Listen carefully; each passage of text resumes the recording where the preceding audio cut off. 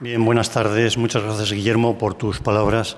Gracias a todos ustedes por estar aquí.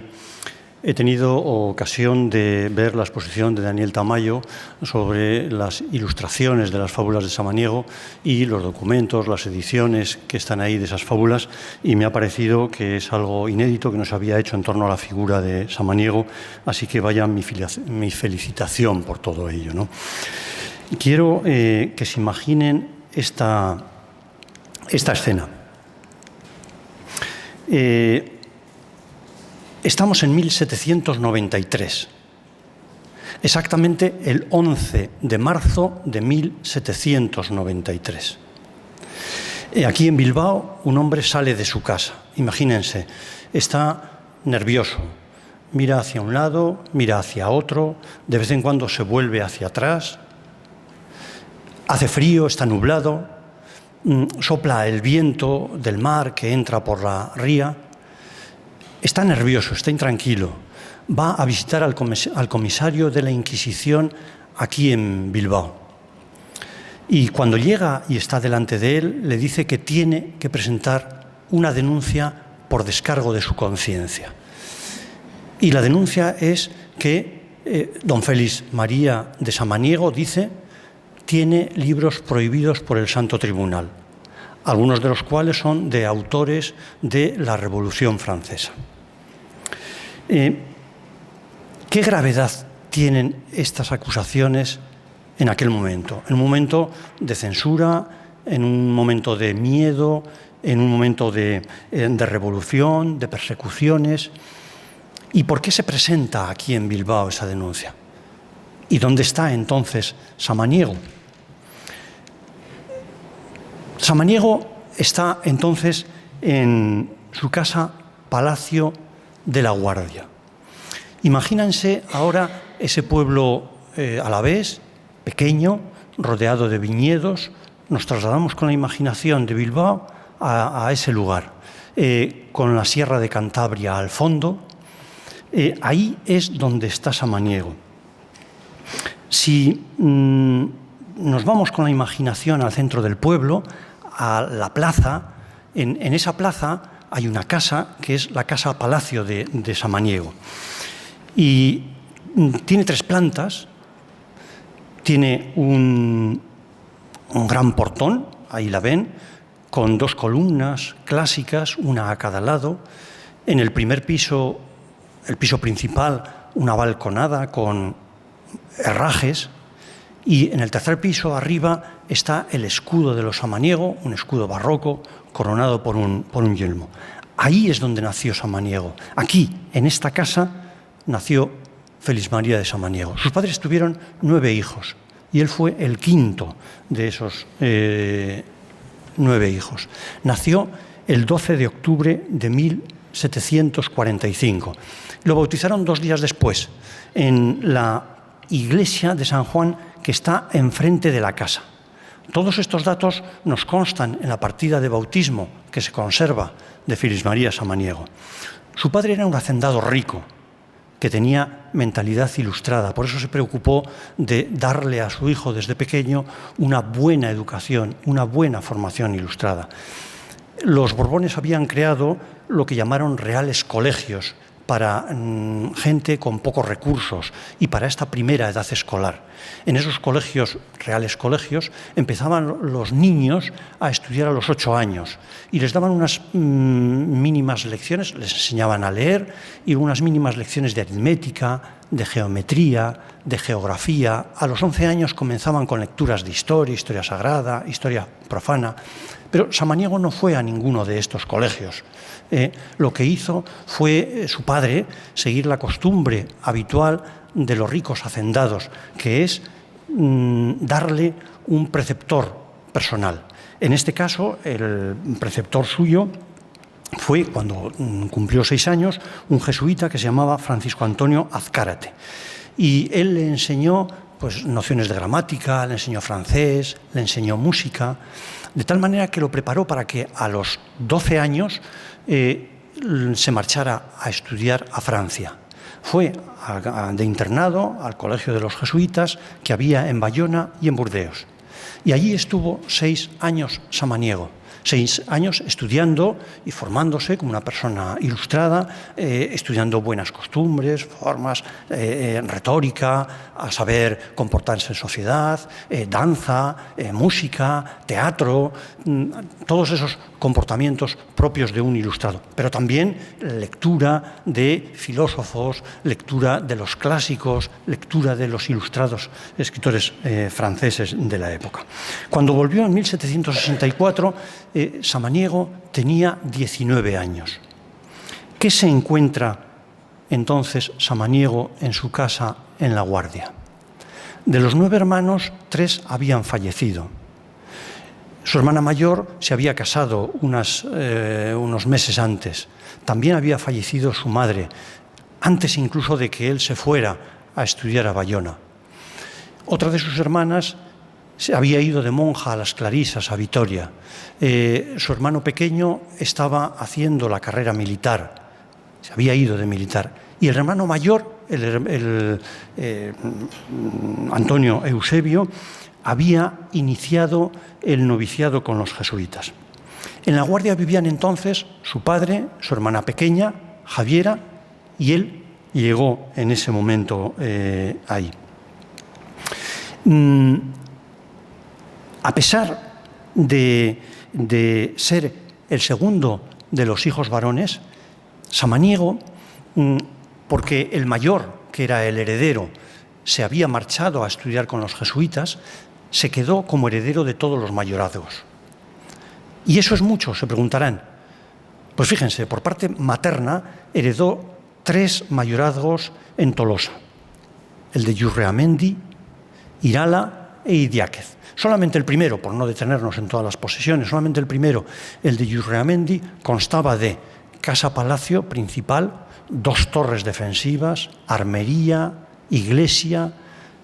También tenía propiedades, un caserío, 3 casas, tierras de labranza, no solamente en la zona, sino tierras también en Castrojeriz, en Burgos.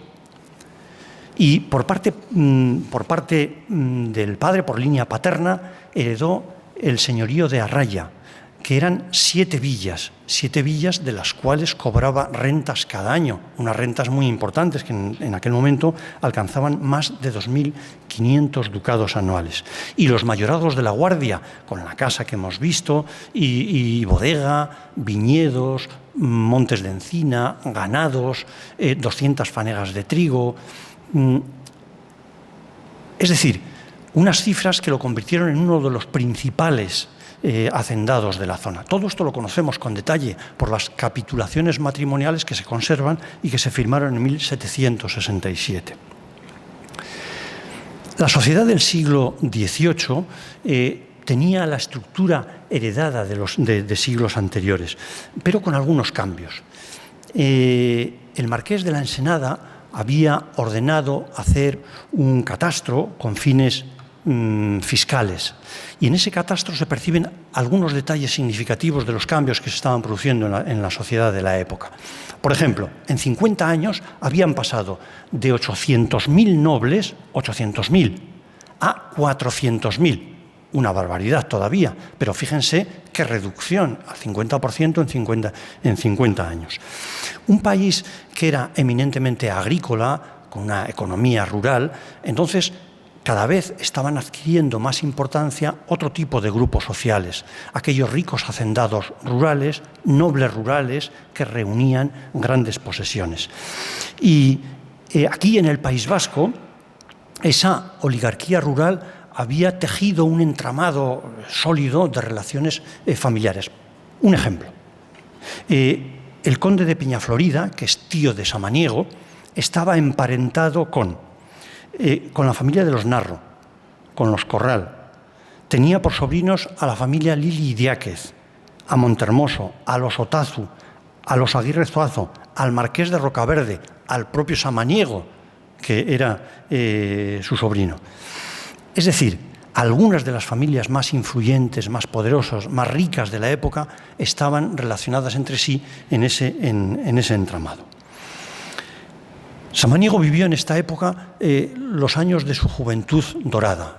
hacía viajes frecuentemente desde La Guardia a Bayona, a Madrid, a Tolosa y a Bilbao, aquí a Bilbao. Porque aquí en Bilbao conoció a Manuela Salcedo y vino varias veces a Bilbao, se acercó para hacerle la corte a Manuela Salcedo, como se decía entonces. Carmen Martín Gaite ha descrito muy bien y ha estudiado cómo eran las relaciones hombres y mujeres en la época, en ese libro que probablemente muchos de ustedes conozcan, Usos amorosos del 18 en España. Y podemos imaginar cómo eran esas visitas del pretendiente samaniego a la casa de su enamorada. Pasarían muchas horas sentados en el salón de la casa familiar, conversando, siempre con la presencia de la madre. La presencia de la madre, que mientras bordaba o cosía en el salón, ellos hablaban allá, sentados en algunos de los salones. Y pasearían, por supuesto, pasearían, pero siempre acompañados por una tercera persona, ¿no? Lo que entonces se llamaba un velón o una chaperona, o luego más adelante, de forma coloquial, se ha llamado carabina, ¿no? El padre de Manuela Salcedo era militar, y de esta manera se emparentaba con un miembro de la carrera militar. Era sargento mayor del señorío de Vizcaya y estaba agregado como capitán de infantería a la ciudad de San Sebastián. El 24 de agosto de 1767 se firmó el contrato matrimonial. Samaniego tiene 21 años. Podemos imaginarnos, a mí me gusta imaginarme cómo sería aquella ceremonia religiosa de Samaniego y Manuela Salcedo.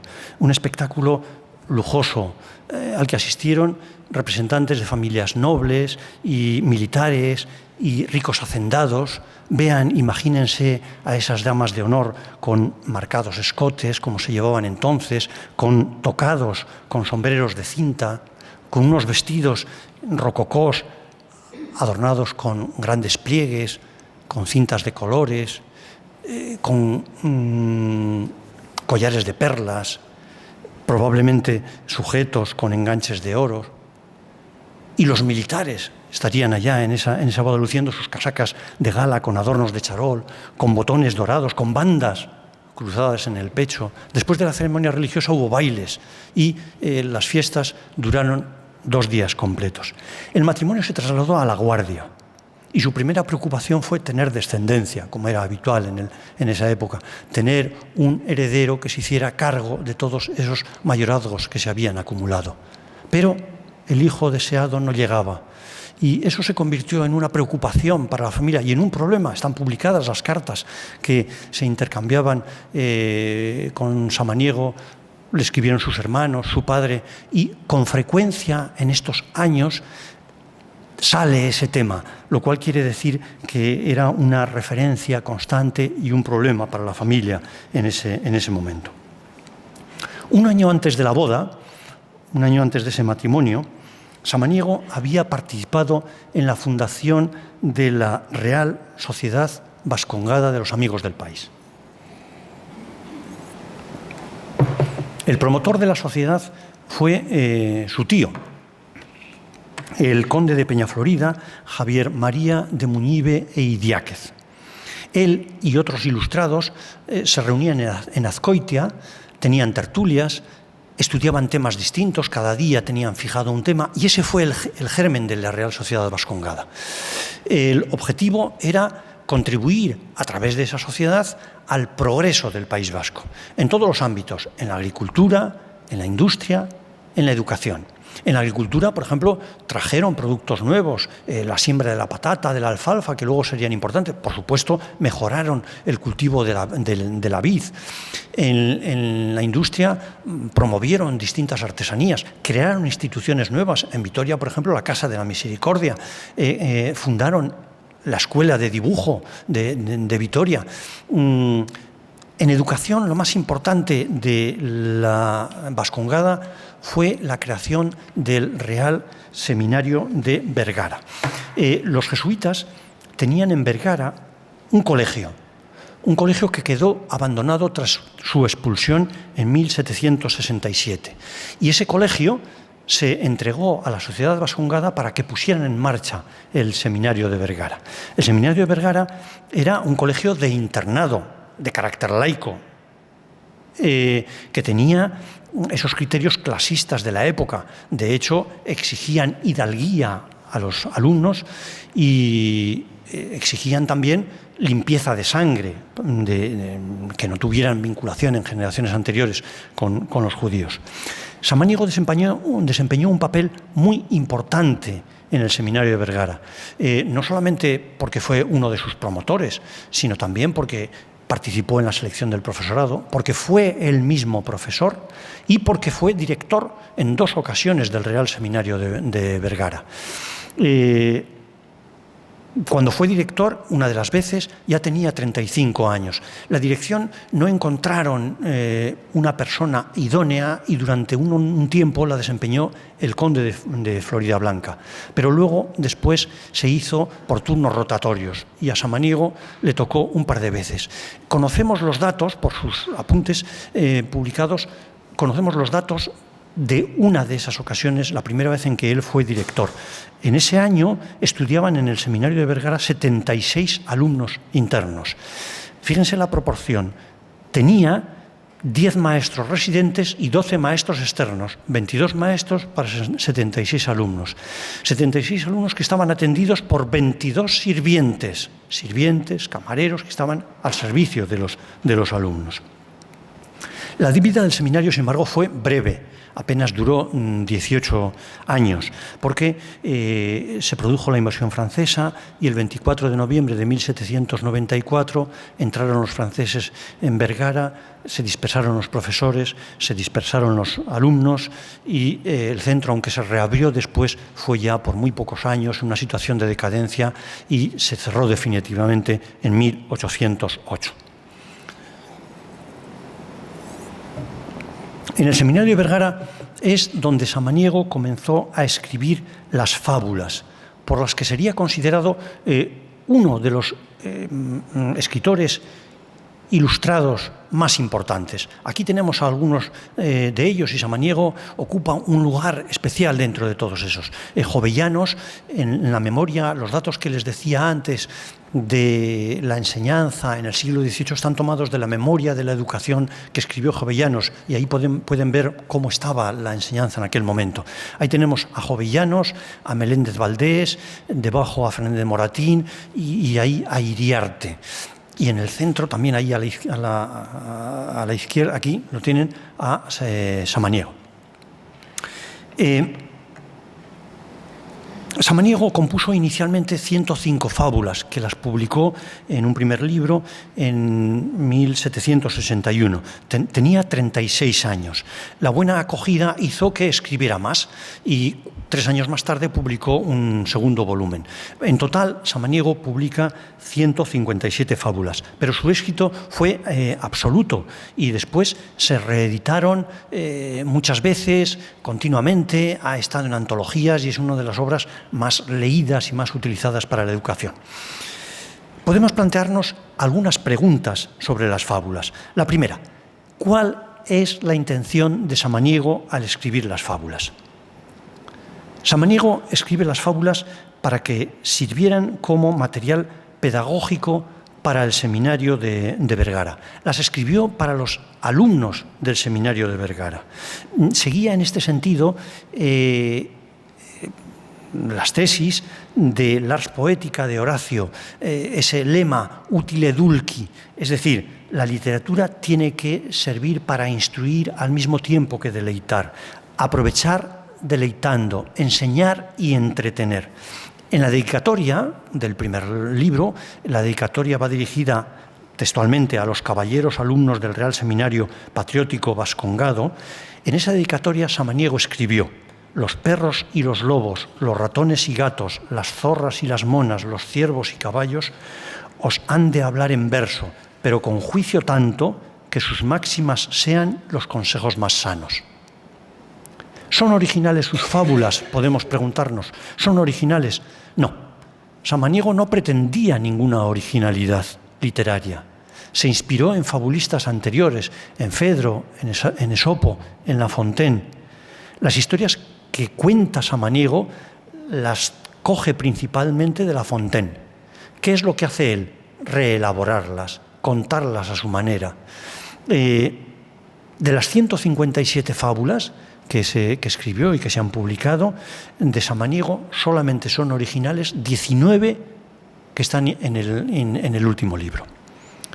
¿Qué lenguaje utiliza en estos textos? ¿Cuál es su estilo?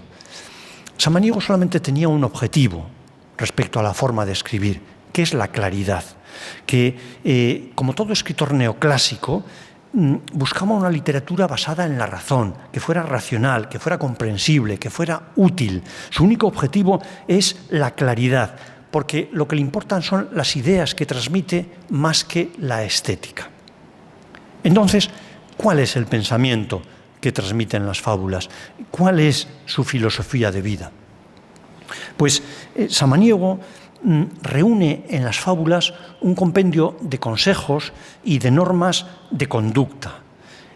En esas normas de conducta él expone una moral utilitaria, laica, alejada del pensamiento cristiano, en la que cada uno ha de buscar su propio provecho, su propio bien, aprendiendo de la experiencia. Entonces, Samaniego en las fábulas habla de apartarse de los vicios, de protegerse del mal, de defenderse del engaño, de la envidia, de la adulación, de cultivar la prudencia, de ejecutar la astucia que figura ahí en esa presentación. Seguro que conocen, que recuerdan la fábula de la hormiga y la cigarra, que es una de las más conocidas. ¿Qué dice en ella Samaniego? Pues defiende el individualismo de la hormiga trabajadora frente a la cigarra holgazana. En la comadreja y los ratones, pues aplaude la astucia de la comadreja. En los ratones y el gato, pues pone como ejemplo al ratón que no se deja engañar por el gato. En el águila y el escarabajo, pues cuenta de forma laudatoria, alaba al escarabajo que es capaz de vengarse del águila que le ha despreciado por ser pequeño.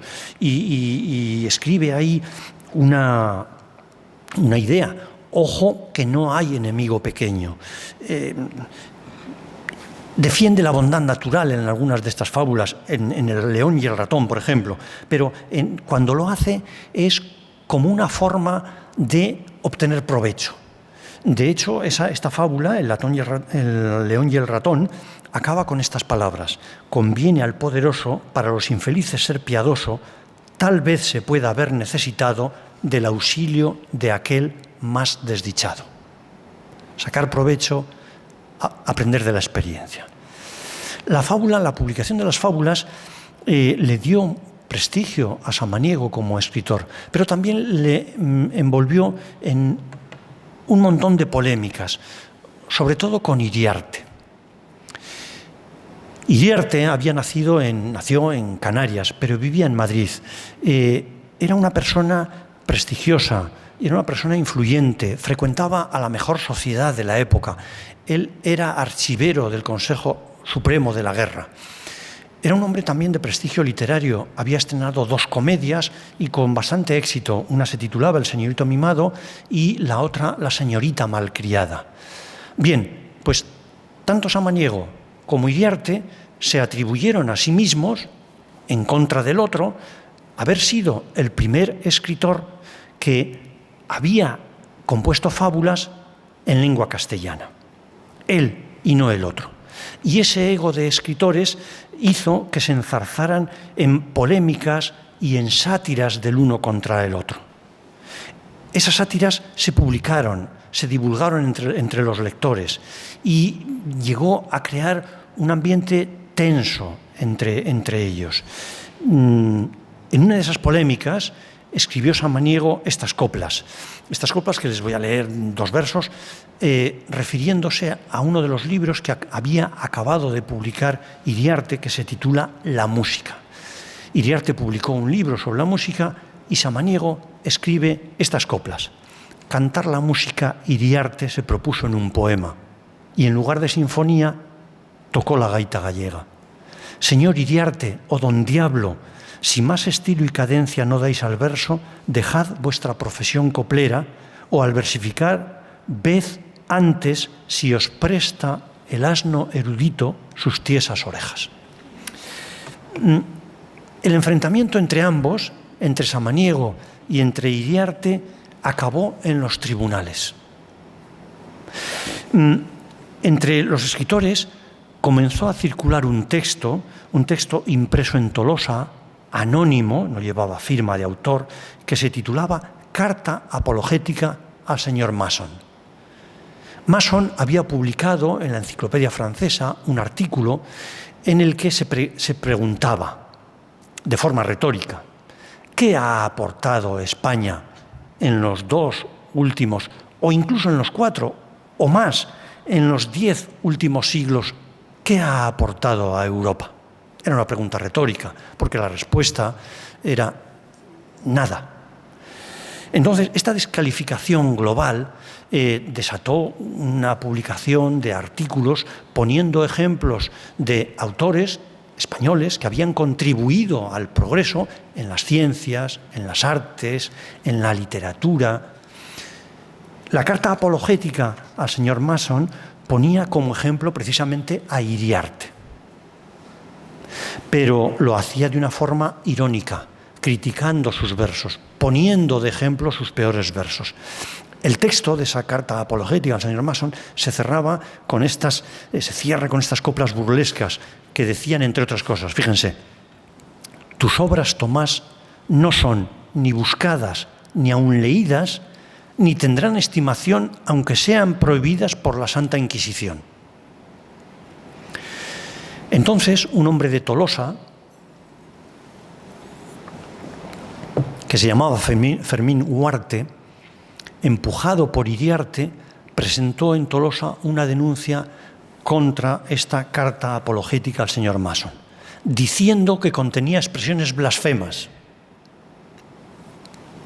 La Inquisición, como era obligado, abrió un proceso y averiguó la imprenta donde se habían impreso, quién fue el impresor y quién llevó ese texto, el manuscrito, a la imprenta.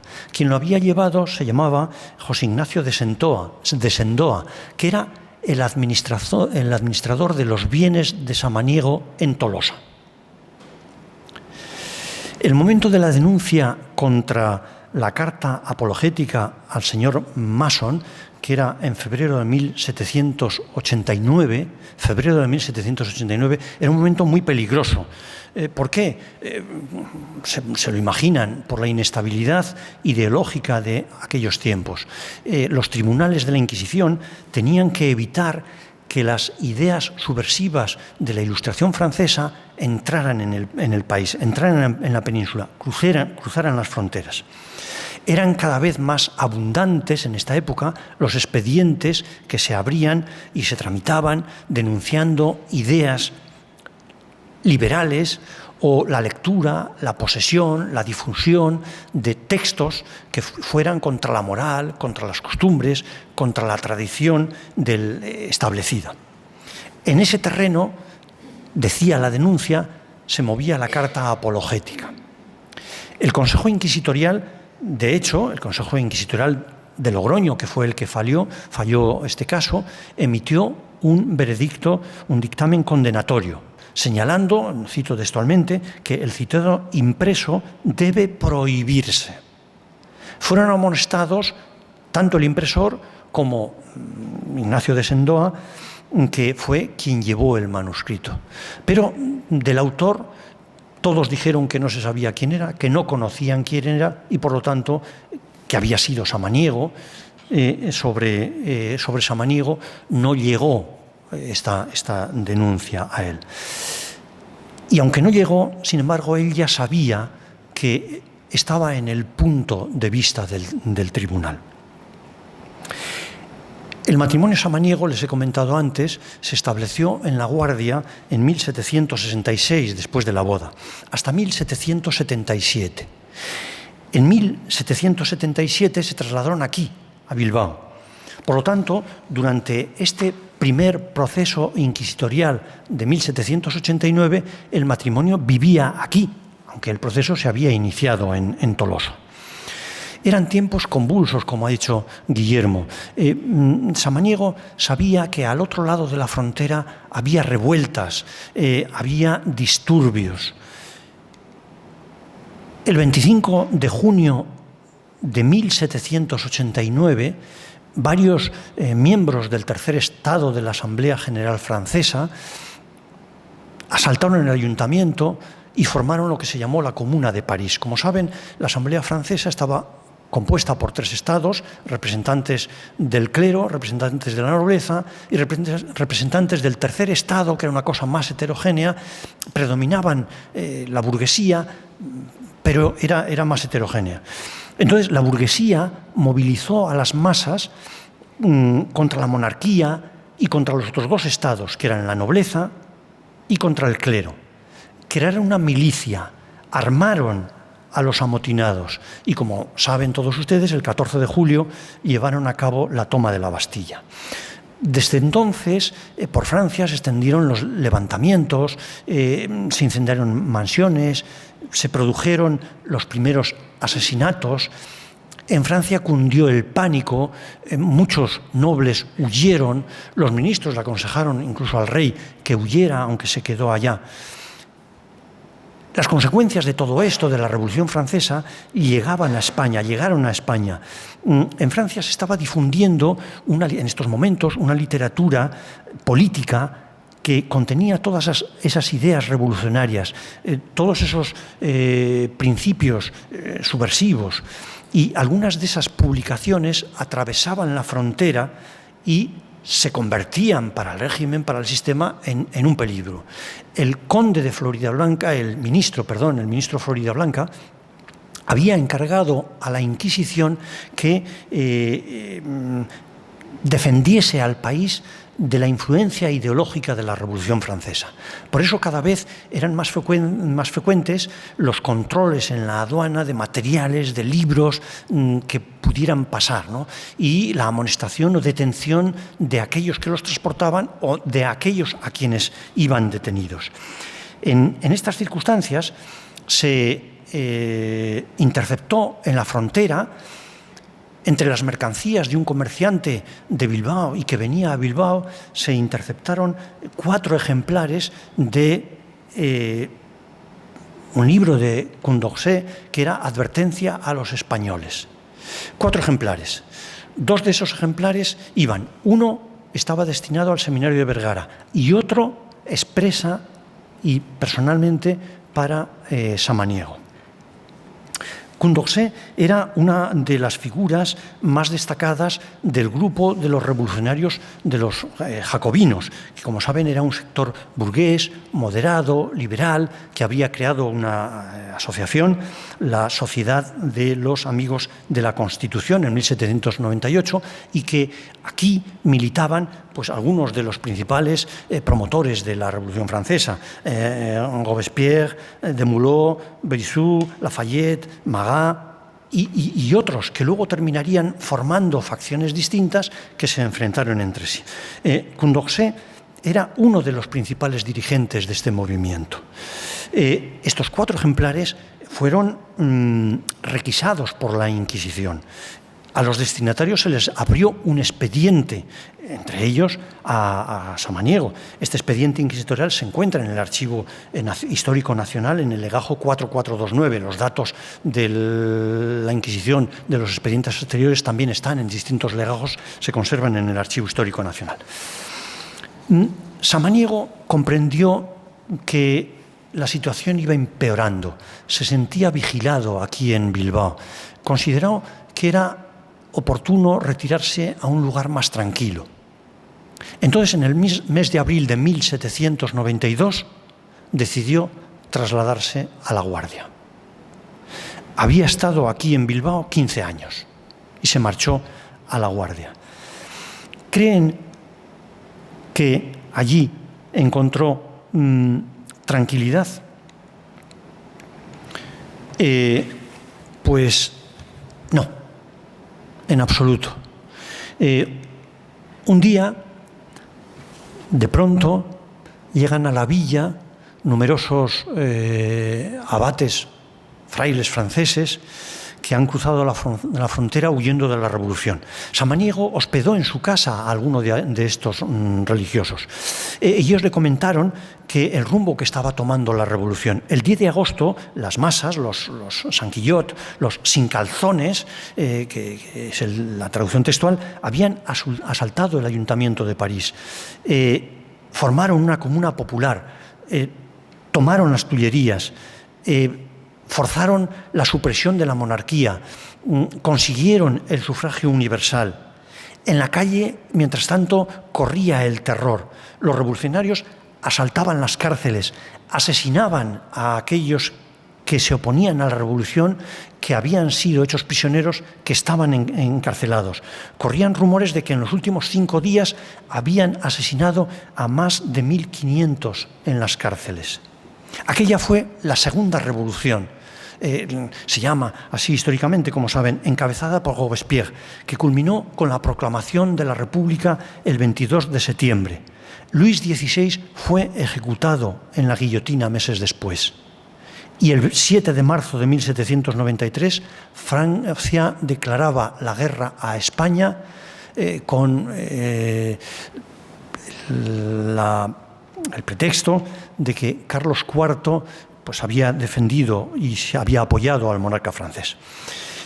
Samaniego, en estas circunstancias, se retiró a vivir a la finca de la Escobosa. ¿Por qué? Porque eran tiempos radicales, eran tiempos de tensiones, tiempos de enfrentamientos abiertos entre los llamados tradicionalmente afrancesados y patriotas. Eran tiempos de revanchas, tiempos de persecuciones, tiempos de terror, tiempos de guerra también, porque las tropas francesas ya habían atravesado el valle del Bactán e iban hacia las ciudades de Fuenterrabía, estaban ocupando Hernani, San Sebastián, iban hacia Tolosa. Entonces, el ejército español de artillería ocupó el palacio de Yurreamendi de Samaniego en Tolosa.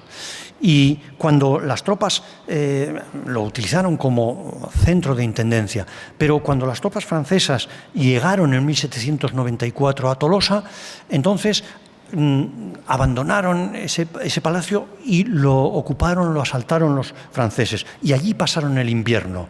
¿Qué hicieron? Para calentarse utilizaron todos los muebles que encontraban, los archivos, libros de la biblioteca.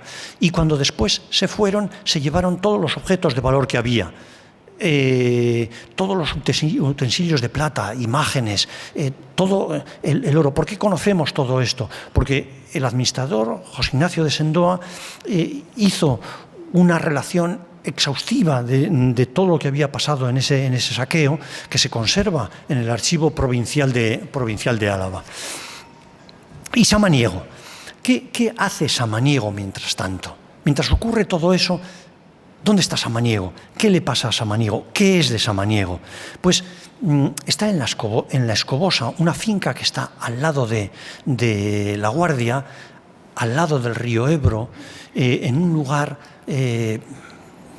idílico, podríamos decir, sereno, tranquilo, rodeado de viñedos, de montes de encinas, rodeado de árboles frutales. A mí me gusta imaginarlo sentado frente a la chimenea, leyendo probablemente las obras de Molière o repasando las fábulas de La Fontaine. Me gusta imaginarlo, imagínenselo ustedes, ¿no? Asomándose por la ventana, viendo en otoño las labores de la vendimia, observando cómo crecen los viñedos. A lo lejos vería el sol del atardecer, ese cielo rojizo, ensangrentado, como si fuera un campo de batalla. Y él sabe que el ejército del diputado general de Álava, Prudencio María de Verástegui, empieza a ser superado por los franceses en la línea que habían formado en el río Deva, y las tropas francesas se están acercando. Del otro lado de los Pirineos le llegan noticias cada vez más preocupantes de cómo evoluciona la situación. la situación ha empeorado. Se dice que también han sido ejecutados María Antonieta y el duque de Orleans, que en la guillotina se han ejecutado a dirigentes de la Revolución Francesa de distintos bandos. Primero a Ibert y a sus seguidores, después a Desmoulins, a Danton, a Saint-Just y a Robespierre. Es lo que se conoce como la época de terror. La guillotina era tan lenta para los ajusticiamientos que hubo que acudir a fusilamientos en masa. En Nantes se metía en barcazas a aquellos que se quería asesinar para hundirlos en el río Loira. Se dice que más de 40.000 personas fueron ejecutadas en este tiempo. Todas estas noticias le llegan a Samaniego. Samaniego ha oído que las tropas francesas llegan ya a la llanada alavesa, que saquean casas, que queman cosechas, que arrasan los campos de labor, que se están acercando a la Guardia. Imagínenlo a él sentado a la chimenea, leyendo, contemplando los viñedos, leyendo solo. Se hace de noche, probablemente cuando cierra el libro, el cielo ya está negro y probablemente Samaniego cierra ese libro y siente frío, ¿no? Dejémosle ahí a Samaniego, leyendo solo en la Escobosa, a orillas del río Ebro, porque él no sabe que en ese momento, aquí en Bilbao, hay un hombre que sale de su casa, que es el hacendado José María de Murga y la Barreda. ¿Se acuerdan? Lo comentábamos al principio. Sale de su casa, va nervioso, intranquilo, mirando a un lado, mirando a otro, mirando hacia atrás. Probablemente se cruza con alguna mujer que lleva faldones hasta los tobillos y unas cestas a la cintura, pero ni se fija porque él va inquieto dando vueltas a su preocupación, y algunos niños a lo mejor le adelantan corriendo. Hace frío, sopla el viento que viene del mar a través de la ría. Hace frío, el día está gris, pero él va pensando que va a presentar esa denuncia ante la Inquisición. Y cuando se presenta, les decía antes, ante el inquisidor, le dice que estando en casa de Samaniego en una ocasión, ha visto que tiene libros prohibidos por el Santo Tribunal y que algunos de esos libros son de autores de la Revolución Francesa. Inmediatamente la burocracia inquisitorial se puso en marcha. Y el comisario inquisitorial le encarga de aquí, de Bilbao, le encarga al comisario inquisitorial de la Guardia, que era el párroco de la villa, Gabriel Sáez de San Pedro, que investigue la denuncia. Y investiga la denuncia, y cuando le interroga a Samaniego, este le explica que sí, él tenía esos libros, pero que uno de esos libros pues ya los entregó a la Inquisición, y que otros no eran de él, sino que eran del conde de Peñaflorida, su tío, el conde de Peñaflorida, que tiene permiso para leer esos libros. Y comprueba a la Inquisición esos datos y efectivamente ve que son ciertos, que los libros están entregados, y a los 6 meses de iniciarse ese caso se cierra. ¿Todo resuelto entonces? Resuelto eso, pero no todo. Eran tiempos convulsos, eran tiempos de venganza. No habían pasado 2 semanas de que se firme la anterior sentencia exculpatoria cuando un sacerdote se presenta personalmente ante el tribunal en Logroño para hacer una denuncia y exponer una nueva denuncia y exponer una serie de acusaciones contra Samaniego. Este presbítero, que se llama Joaquín Antonio Muro, hace una serie de acusaciones, pero esta vez mucho más graves, mucho más serias.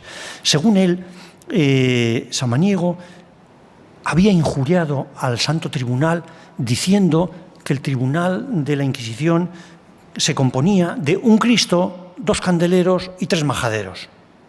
y había mostrado desprecio por los miembros de la Iglesia, porque había dicho, señalando los hábitos de los monjes, de un cartujo y de un capuchino, mientras señalaba sus hábitos, había dicho, este vestido y este hacen mucho mal en España.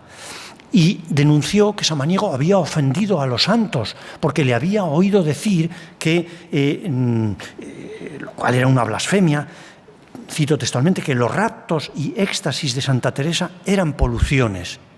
Y Samaniego se había declarado desleal al gobierno de su majestad, Carlos IV, porque le había oído decir que él no seguía la política de España, sino la de Francia. Todo esto consta textualmente en el expediente inquisitorial. Y entonces dio nombres de testigos que podían corroborar todo esto. E inmediatamente la Inquisición se puso en marcha, el comisario se reúne con cada uno de los testigos, les pregunta, comprueba esos datos. Uno de los testigos que se citaba en ese auto, fíjense, era Francisco Bastión, un monje franciscano de 48 años. Había huido de Francia, había cruzado la frontera, había pasado por La Guardia y se había marchado hasta Andalucía. Y en esos momentos vivía en la Cartuja de Sevilla. Bueno, pues hasta allí fueron dos funcionarios de la Inquisición para interrogarlo. Hoy puede parecernos trivial todo este proceso inquisitorial. Puede parecernos trivial este proceso y en el que estaba implicado Samaniego, pero no lo era. No sé si recuerdan, probablemente conocerán el proceso contra Olavide que acababa de celebrarse en estos momentos. Se había llevado a cabo la repoblación de las tierras de Sierra Morena, que se había hecho con colonos de Alemania, de Suiza y de Flandes. Y al frente de toda esa operación se había puesto al superintendente Olavide. Olavide era una persona de prestigio, estaba bien relacionada con la corte y todo le iba muy bien. Todo le iba muy bien hasta que el principal de los capuchinos, Romualdo de Friburgo, presentó contra él una serie de cargos. ¿De qué se le acusaba a Olavide? Pues se le acusaba de leer libros prohibidos, de mostrar escepticismo ante los milagros, de no creer, por ejemplo, que el repique de campanas pues, era eficaz contra las tormentas. Se le acusaba de que era un hombre incrédulo por todo ello. Se hizo un expediente, se le investigó y se le condenó. Cuando Olavide escucha la condena, se desmayó, porque se le condenó, fíjense, se le confiscaron todas sus propiedades, le cesaron de sus cargos, se le prohibió ejercer funciones públicas, no solo a él, sino a todos sus descendientes hasta la cuarta generación. Se le mandó al destierro, pero no al destierro de esas tierras, sino de toda Andalucía, al destierro de 20 leguas, no podía acercarse a 20 leguas de Madrid, de Aranjuez, de los sitios reales, ni siquiera de Lima, en Perú. Se le condenó a estar encerrado 8 años en un convento de Gerona, de donde se había escapado y en estos momentos vivía en penosísimas condiciones en Francia. Sáez de San Pedro, el comisario, párroco de la Guardia, que conocía todos estos datos, vio que Samaniego estaba en peligro y consideró que la situación era comprometida, que los interrogatorios podían llevarle a la cárcel a Samaniego, y entonces, saltándose el secreto al que estaba obligado, se reunió secretamente con Samaniego y le contó todos los detalles del caso.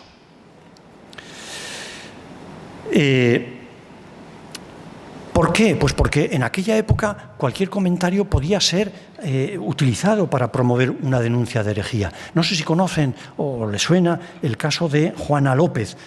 Juana López en esos años fue condenada por la Inquisición por herejía. ¿Y cuál había sido su delito? Pues el delito de Juana López había sido decirle de mal genio a una vecina que si su marido iba al paraíso, también irían los burros. Así que Fíjense, el 5 de febrero de 1794, Samaniego, con lo que le había contado el párroco de la Guardia, se puso en camino hacia Madrid. El viaje lo hizo en secreto. A los más cercanos les dijo que iba a saludar y a felicitar a un amigo suyo, que era también alavés y que había sido nombrado ministro de Gracia y Justicia, y que era Eugenio de Llaguno y Amírola. El ministro de Gracia y Justicia se pondría en contacto con el inquisidor general, que era Manuel Abad y la Sierra, que era la autoridad máxima del Santo Oficio. El inquisidor general estaba asistido por la Suprema, que era el tribunal superior de apelación que lo controlaba todo. Estaba muy centralizado el gobierno de la Inquisición. Luego había tribunales provinciales, pero cada tribunal provincial, que habían sido 23 en su mejor época y ahora solamente eran 7, cada tribunal provincial tenía que enviar un informe de cada uno de los casos que investigaba, todos los interrogatorios y también la sentencia en caso de que se hiciera. Y entonces eso se llamaba la sumaria. Bien, Samaniego estuvo un mes en Madrid y el 10 de marzo volvió hacia La Guardia. El día 27 de marzo el Tribunal Provincial de la Inquisición de Logroño recibía instrucciones del Inquisidor General. El día 20 de mayo el fiscal general redactaba la sumaria del proceso, ese informe que tenía que enviar a la Suprema, al Tribunal Central de Madrid. Y en ese informe escribió: votado a suspensión. El expediente fue archivado y de él solo se conserva esa sumaria enviada a Madrid, porque todo lo demás que estaba en el archivo de Logroño fue destruido cuando las tropas francesas entraron en Logroño y destruyeron ese archivo. Samaniego tiene entonces 50 años. Imagínenlo volviendo a La Guardia, en esos carruajes que eran incómodos, traqueteantes, por caminos llenos de baches, de barro, haciendo noche en posadas incómodas, en posadas sucias, en posadas bulliciosas. Yo lo imagino mientras iba en uno de esos carruajes, rodeado, haciendo un repaso de su vida. Su vida que está hecha de contradicciones, probablemente como la de cada uno de nosotros. Ha vivido una infancia feliz, llena de atenciones, una juventud ociosa. Ha estado en la corte durante 3 años y allí ha participado en fiestas cortesanas. Ha estado en la corte en Madrid 3 años porque fue enviado, comisionado por la Diputación General de Álava para defender los fueros. Ha sido propuesto 2 veces a diputado general de Álava, ha sido alcalde de Tolosa, ha escrito fábulas morales y cuentos eróticos que hoy se conocen con el título de El Jardín de Venus. Ha bailado en fiestas palaciegas, ha vivido la frustración de no tener un hijo heredero, ha tenido un hijo ilegítimo que ha reconocido con una de las criadas de Bilbao. De algo de esto, si les interesa, podemos hablar en el coloquio. Ha participado, citaba antes Guillermo, ha vivido de cerca esa revolución de los machines, la machinada en Tolosa. Samaniego fue un hombre ingenioso y alegre y divertido. Era conciliador y era diplomático. Tenía habilidades sociales para la conversación y para la danza. Tocaba el violín, tocaba la vihuela, le gustaba la música. Le gustaba la tertulia, le gustaba la conversación, le gustaba el teatro. Era un hombre culto, lector, escritor.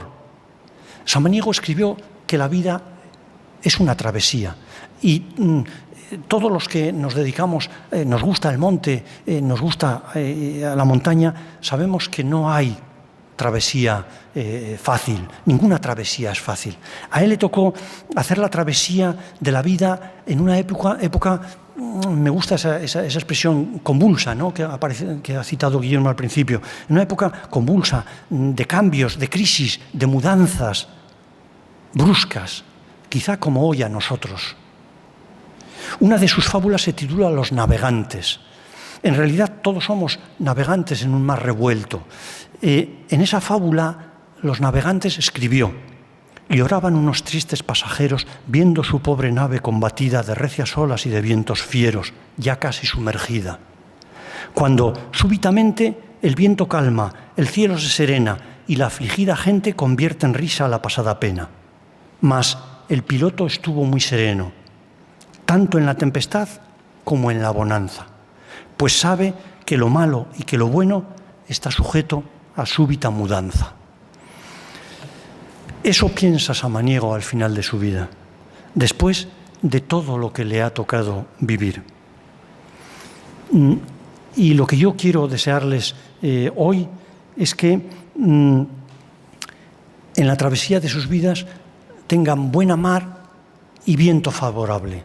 Y cuando soplen malos vientos, pues todos nos acordemos de eso que decía Samaniego, que lo malo y que lo bueno está sujeto a súbita mudanza. Muchas gracias por su atención.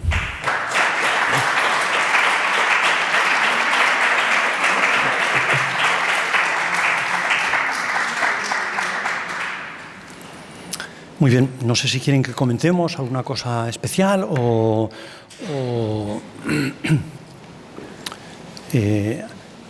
sé que hace frío, sé que tienen frío, porque les he visto a alguno que ha buscado su bufanda. Me imaginaba por eso a Samaniego, cuando les veía con la bufanda, a Samaniego en la chimenea. No sé, hola, ¿se me oye? Sí. En el final yo estaba esperando a su fallecimiento, que entiendo que aquí es... ¿Cómo fallece? ¿Cuál es el motivo de su fallecimiento? Bueno, Samaniego falleció relativamente joven para el momento actual, ¿no?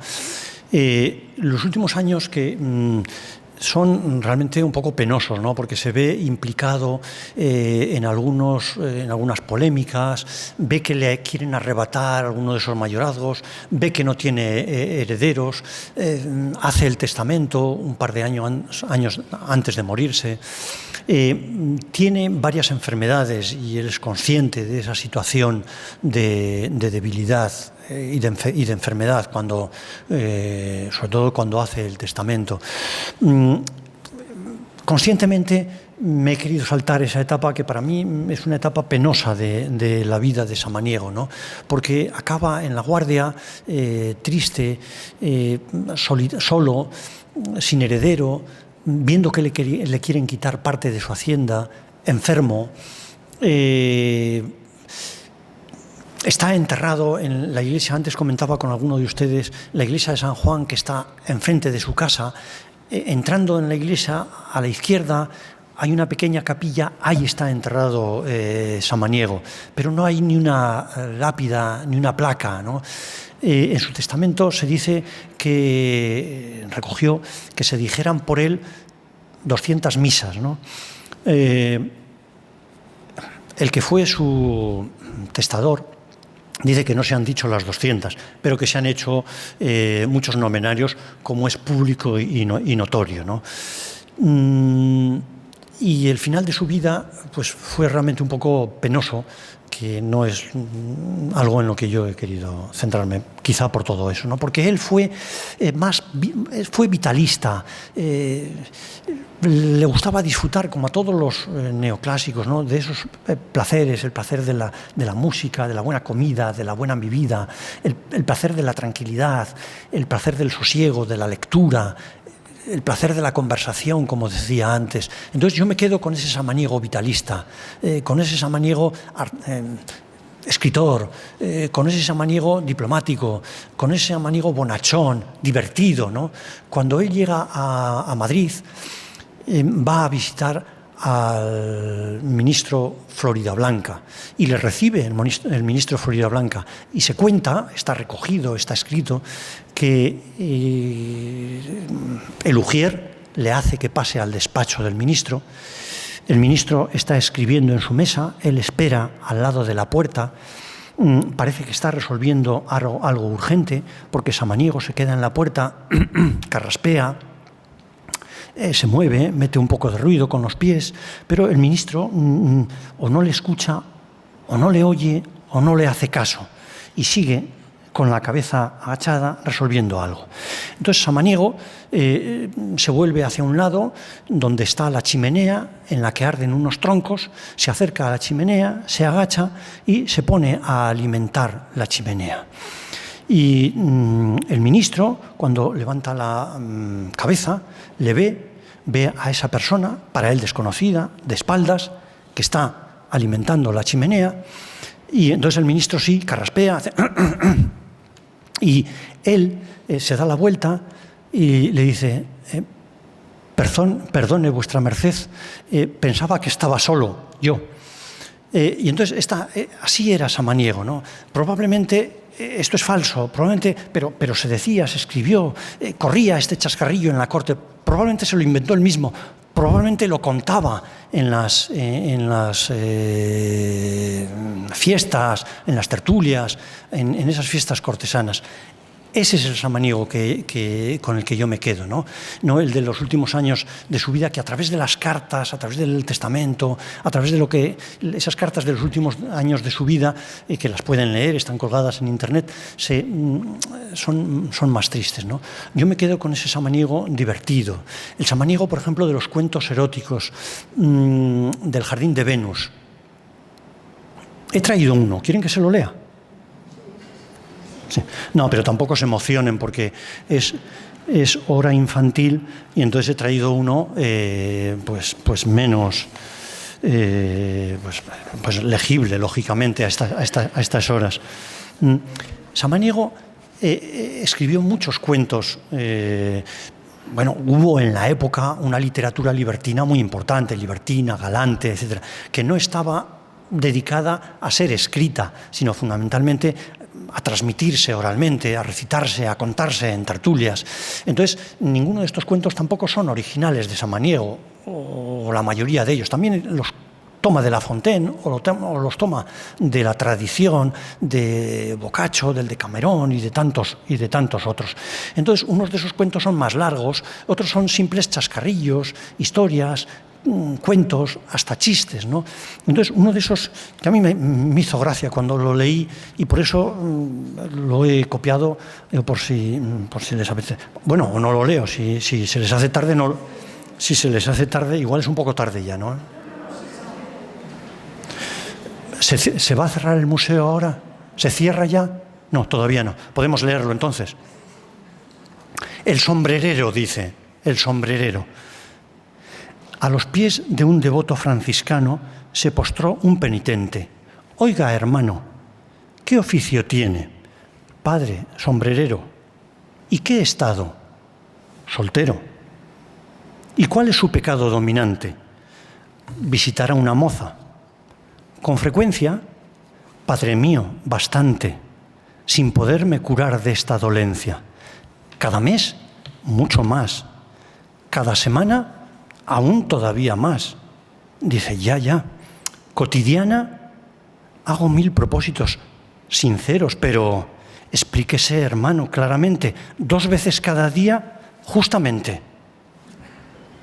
Pues, cuando diablos hace los sombreros. Este es el sombrerero, que a mí, que soy muy inocente, me hace mucha gracia y me hace reír.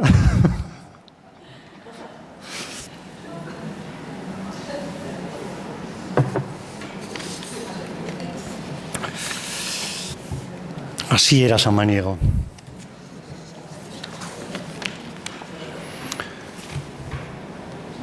Muy bien, pues si les parece, ponemos fin a esta. Muchas gracias.